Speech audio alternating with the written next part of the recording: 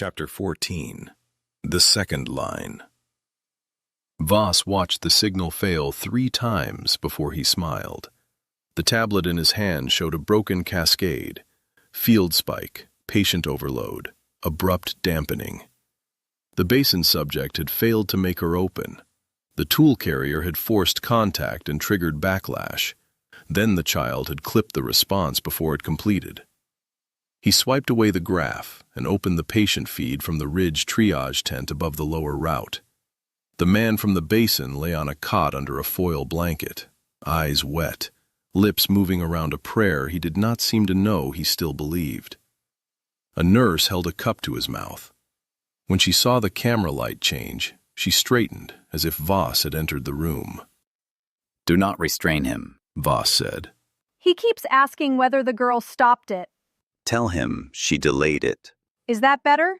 Voss looked at the man's trembling hands. "For him, yes. For us, no." The nurse lowered her eyes, learning refusal in the small, dangerous way people learned it around him. "Doctor?" One of the men beside him asked. Voss enlarged the graph with 2 fingers. The curve rose, shuddered, and flattened where no child should have been able to flatten it. "Beautiful," he said. The man did not know whether he was allowed to be relieved. "Do we send another team?" The man asked. "No," Voss said. Voss looked toward the dark seam where the sea caves breathed beneath the cliff. The lower route feed had collapsed into salt static. Force had reached its limit. Fear made the chamber unstable. Compassion made cleaner openings. On the ridge camera, the rope bridge hung across the chasm in a pale line. "They will surface above the tide," Voss said. "If they do." "Let them commit to the bridge." The man swallowed. "With the projector?" "Not to kill them," Voss said. "To let her show us what refusal can hold." "And the father?" "Fathers are levers," Voss said. "But this one has begun noticing the hinge. Use the girl." The man swallowed again. Voss looked back at the graph. "She wants to say no. Give her something holy to say yes to." The crack spat them onto a shelf of open stone above the sea, and for several seconds the world was too large to understand. Cold air, salt wind, a black ocean shouldering itself against the cliffs below, a clouded strip of sky with no sunrise in it yet. Wet clothes stuck to skin, grit bit under hands. The lower route coughed mist whenever a wave drove into it, then choked silent as tonight's tide sealed it again. Matt landed on his knees and stayed there. His hands remained curled in the air as if Ortega's harness were still trapped in them. "No," he said. Ortega crouched beside him. "Lee." "No, that was not funny. I was pulling and my hands were wet and I could feel the straps sliding. I kept thinking, close your fingers, just close your fingers. Like that is a thing you can order a body to do after a night of impossible rooms and people trying to kill us. And if I let go, she falls, or he falls, or everybody falls because my hand decides it is done being a hand." His breath caught hard enough to hurt. "I am not making a joke. I do not know how to make a joke right now." No one answered too quickly. Ortega pried one finger open, then another. "Then don't," she said. Matt nodded once, more reflex than agreement. "Can you stand?" Ortega asked. "I don't know," Matt said. "Find out," Ortega said. He hated her for half a second. Then he stood. Iris sat with her back against Calder's chest and both hands tucked under his jacket. She had lost one sock and seemed more offended by that than by the scraped knees, the shaking, and the impossible dark below the platform. "It was my left one," she said. "We will find dry clothes," Calder said. "I want that sock," Iris said. Calder closed his eyes for 1 second and held her carefully enough that she could leave if she wanted. Iris counted what still belonged to her. 1 sock, one torn sweatshirt, 2 hands that shook but answered when she told them to, Dad's jacket around her shoulders, heavy and too warm in one place and not warm enough in another. The sea below, being loud on purpose. Lena's face, not soft in the nurse way, which Iris liked better. She wanted the left sock because wanting something stupid made her less afraid of wanting the large things. No wires, no gray blanket, no room that listened harder when she cried. If she said she wanted the sock, the adults could hear that without turning it into a meeting. Maybe a person could be brave and petty at the same time. Lena knelt in front of Iris. Pulse first, sock grief second. Iris gave her a look. Do not make it weird. Too late, Lena said. Lena checked pulse, pupils, tremor, breathing. No IV, no rescue, no pretending the open air had made them safe. Iris was cold, overloaded, and present. Any sound getting bigger? Lena asked. The sea. It is being dramatic. Iris said. The sea has earned some drama. Lena said. I have not. Iris said. You have earned water. Lena said. Calder held out the bottle where she could see it before he brought it close. She nodded. He let her take it herself. Ortega watched the path in both directions. 5 minutes. That is not enough. Calder said. Correct. Ortega said. 10 if nothing moves. Ortega said. Less if I hear boots. No one decoded, measured, apologized, or improved anything for the first 30 seconds. The cliff gave them wind.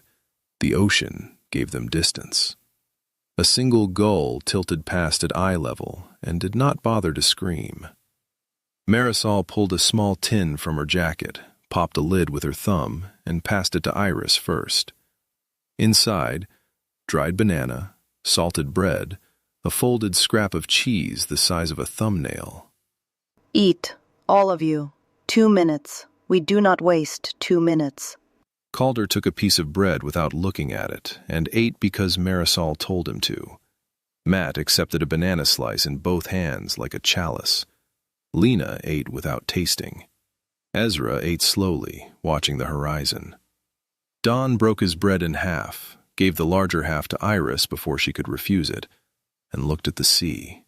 The sea is his, and he made it, and his hands formed the dry land, he said quietly. Psalm 95. The sea is his, the cliff is his. The men who put a wrong word into the stone do not own the sea. Marisol passed him a piece of cheese without comment. That matters here? Lena asked. It matters most here, Don Raphael said. A bell is not the prayer. A cave is not an angel. Created things can carry sound, warning, grief, even temptation. They do not become God because they vibrate. Matt swallowed the last of the banana. So when the walls answer sound, we are not calling that a spirit. No. Lena looked toward the drowned lower route. Resonance is mechanism, not authority. Don Raphael gave her a small nod. And mechanism without obedience is how men turn tools into idols. And the Holy Spirit? Lena asked. If every unseen influence becomes a spirit, theology turns into fog. The Holy Spirit is God, Don Raphael said. Not a current in stone, not a pressure you borrow. Holy means set apart, belonging to God. If a thing needs your fear before it can speak, it is not holy. The words settled over the shelf with the salt and cold. No one made them larger than they were. No one made them smaller. Then why does the chamber press? Matt asked. Don Raphael held the smaller half of his bread without eating it. Stone does not sin, men do. Stone can praise by being what God made. Men can stain that praise by using it without charity. Marisol looked toward the cliff, then down at the closed throat of the cave. My grandmother used to say the mountains of Paracas were singing before the Spanish came, and singing while the Spanish came, and singing after. El canto no se calla, la piedra solo se mancha. The song does not go silent. Ezra translated. The stone is only stained. Like ink on a hymn page. Lena said. Yes, Don Raphael said. the hymn is not the ink. The men who built these rooms knew the hymn well enough to bend it. They had knowledge. They did not have charity. Iris chewed slowly, thinking through the sentence the way children do when no one rushes them. So the cave can be trying to say something good, She said. and bad men put bad stuff on top of it. Don Raphael lowered his head. Better said than any of us. I always thought the note was the bad part. Ezra looked at her. The note may be the praise. The bad part is what was put on top of it to make you afraid. Iris looked toward the sea. I want to hear the underneath part. Then eat first. Marisol said. Mysteries can wait for chewing. The dried banana was too sweet and exactly what her body wanted. She watched the gull come back the other way and decided it was the same gull. She liked that it did not know about Voss. She decided to like the gull on principle. Lena lifted Matt's recorder and spoke while looking at Iris instead of the device. Lower root closed by tide and swell. Iris needs rest. No further platform contact unless survival requires it. Ezra stood near the edge of the shelf, one hand braced against stone. That includes my theology, He said. Especially. He accepted the rebuke without dressing it as humility.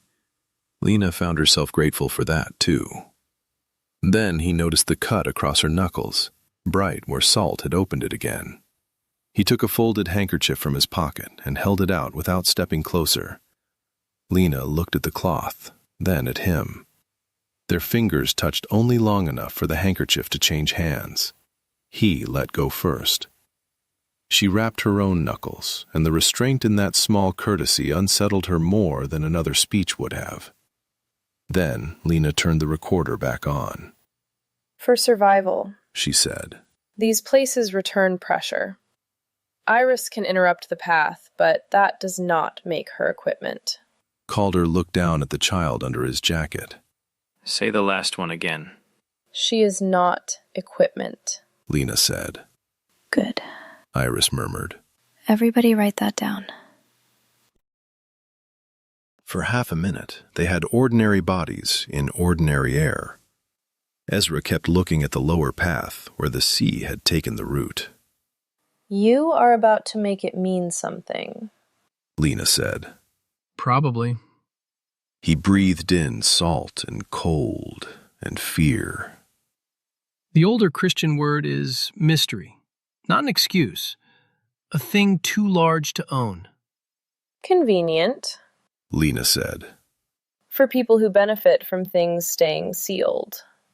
Yes, that is the danger. Below them, another wave struck the closed throat. Ezra crossed himself, slower this time, and less embarrassed. The gesture startled him more than the sea did. Father Dumont used to say that obedience often returned before feeling did. And Ezra had hated the sentence because it sounded like a man excusing emptiness.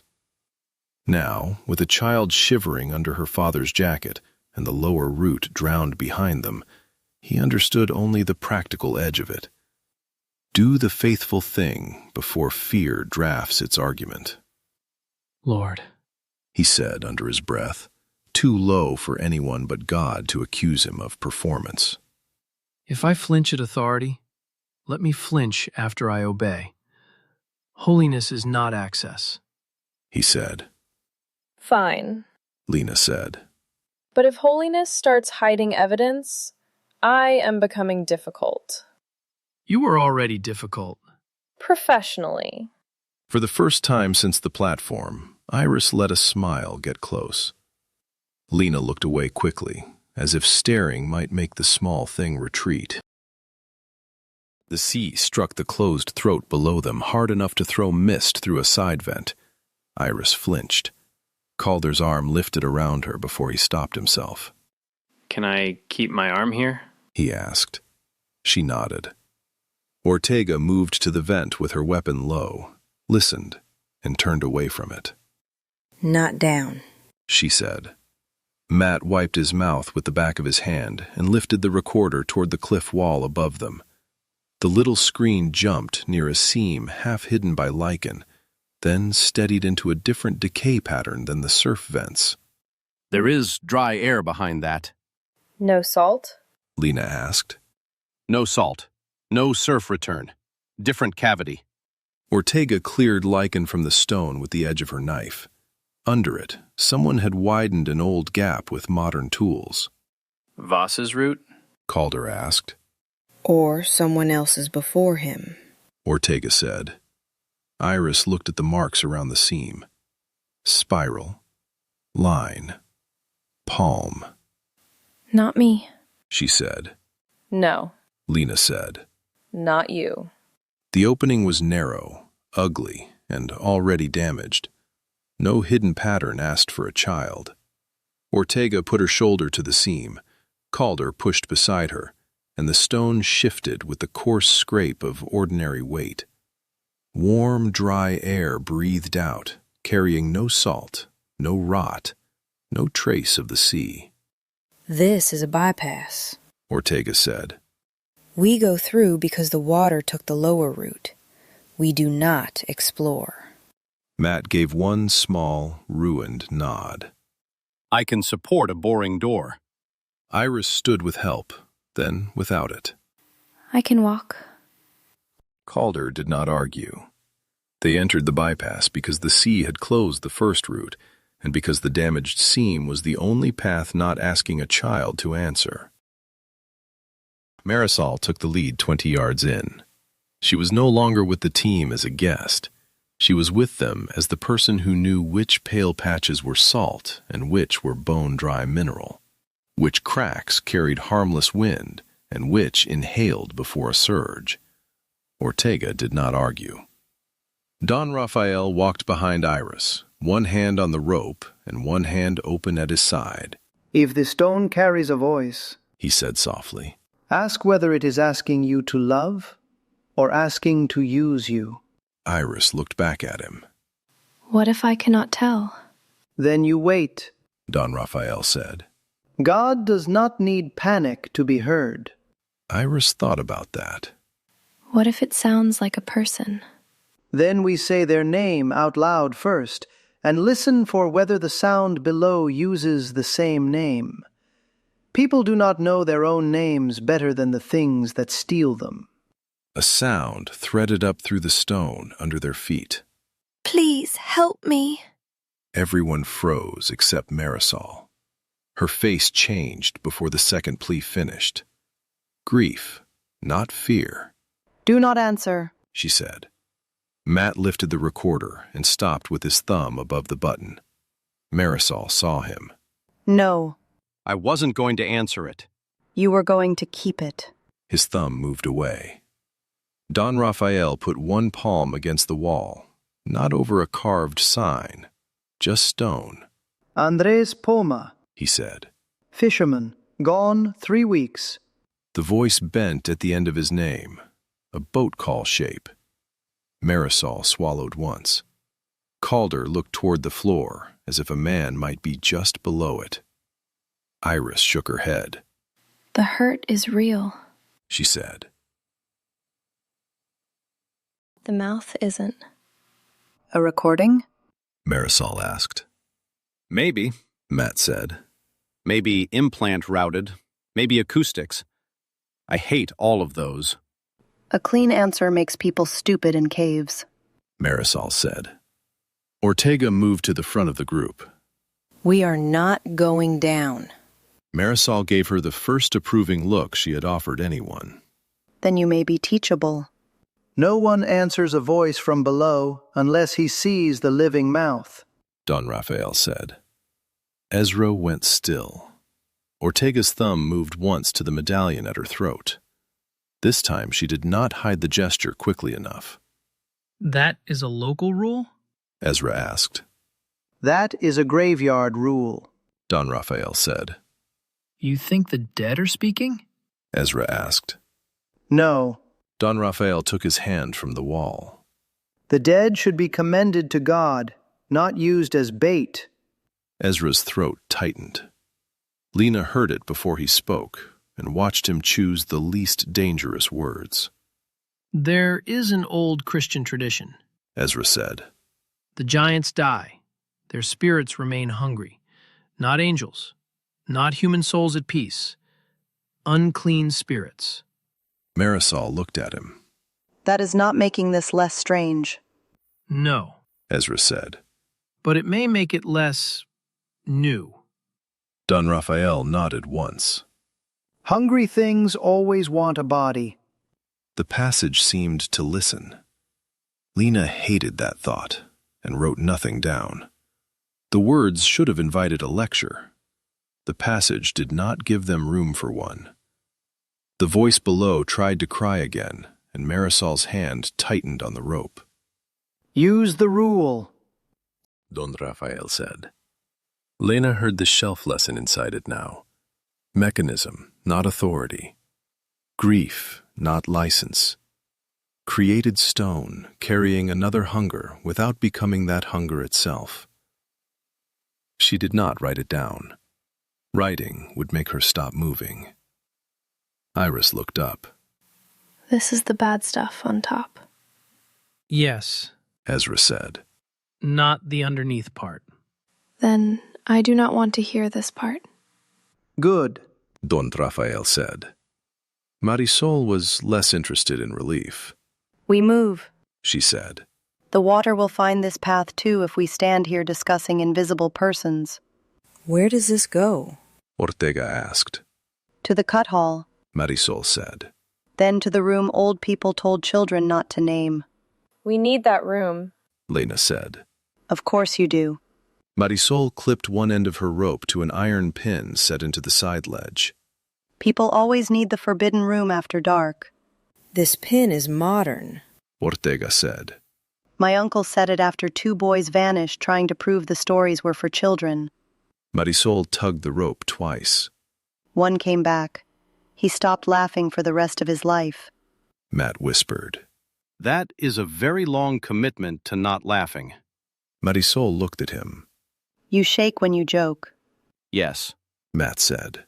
Then do not joke while crossing. Marisol said. I may need written instructions. Matt said. She took his wrist, pressed 2 fingers against his pulse, and frowned. You need water too. There are so many disappointing medical conclusions today. For once, the joke did not ask anyone to laugh. It gave him something to stand on, while Marisol shoved a bottle into his hand. Marisol led first, not Ortega. That alone changed the air. Ortega did not like it, but she accepted it. The root belonged to someone else. The lamp belonged to someone else. They crossed single file along a sloped shelf above a black slot in the floor. The slot breathed warm air that smelled faintly of iron and seaweed. No one steps near the dark middle. Marisol said. It has a lip. It lies. Lena waited for Matt to translate that into equipment language. He did not. He put one hand on the wall and followed Marisol's light. Halfway across, the plea changed. Marisol. She stopped for 1 second. Calder's hand opened at his side. Lena saw the instinct in him. Go, help, spend whatever had to be spent. It was the same instinct that had made him dangerous in every room before this one. Only now he saw the hinge. He closed his hand around nothing. Lena stepped between Iris and the slot.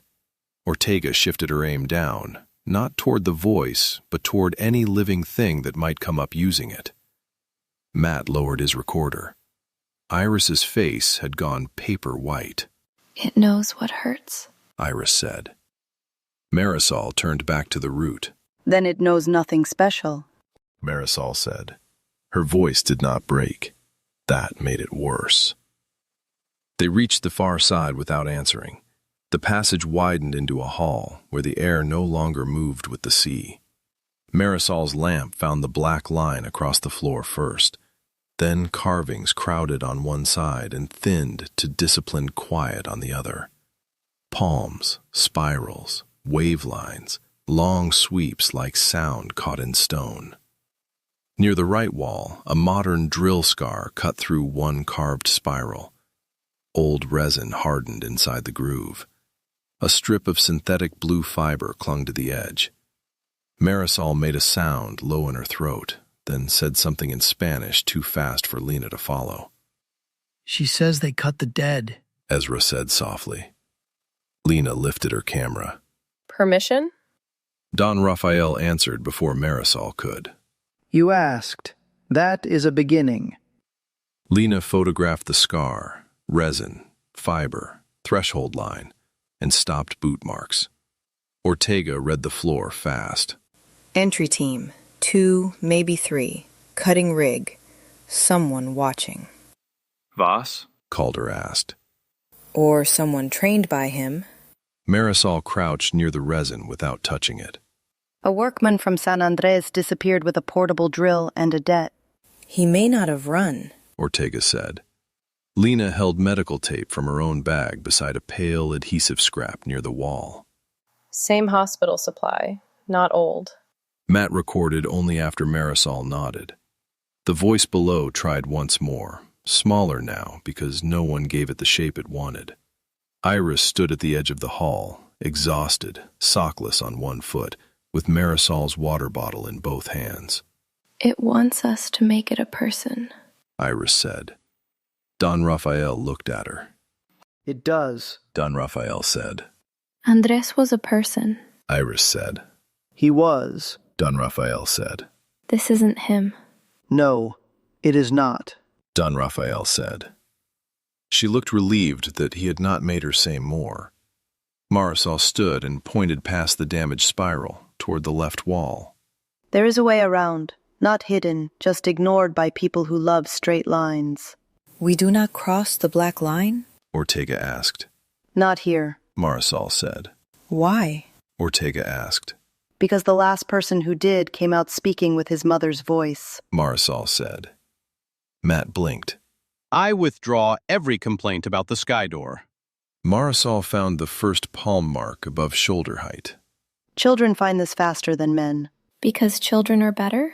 Iris asked. Because men look where men would put a handle. Iris considered that, and a small smile threatened. The third palm mark flexed. The first twisted after Marisol cleared grit from the groove with the edge of her sleeve. Don Raphael made everyone say their own name quietly before they entered. So if something answers with it, He said. You know it stole the sound. No one argued. The seam opened in the left wall.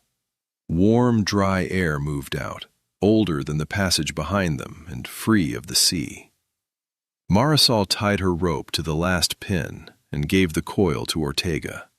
If the floor breathes, pull twice. If someone calls from below, pull once and keep walking. If I pull 3 times, run back even if your rich friend says the important room is close. Calder looked at her. Fair. Don Raphael stopped at the seam. This is where stories stop being warnings, He said. Lena looked past him into the dark. You are not coming? Only to the threshold. Marisol glanced at the old man, then at Ortega. I go until the path stops being a path. Ortega nodded once. That was the closest thing to trust the hour allowed. Iris stepped toward the seam. Calder did not reach for her. Lena did not hover. The lower voice called again, thin and furious now. Marisol's jaw tightened. Don Raphael bowed his head. Iris looked back once. No. She said. Then she followed Marisol into the bypass before any adult could turn her refusal into a speech.